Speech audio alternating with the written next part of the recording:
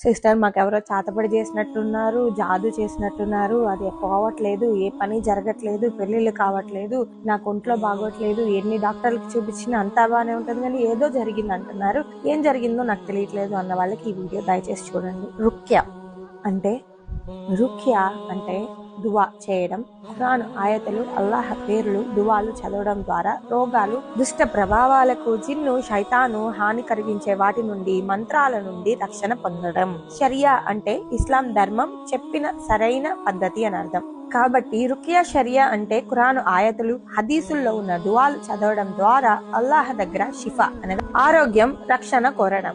Rukia షరియాలో ముఖ్యమైన సూరా అల్ ఫాతిహా, ఆయతుల్ కుర్సీ, సూరా బఖ్రా 255 ఆయత్, సూరా అల్ ఇఖ్లాస్, ఫలక్, నాస్ అనగా ముఆవిజతైన్.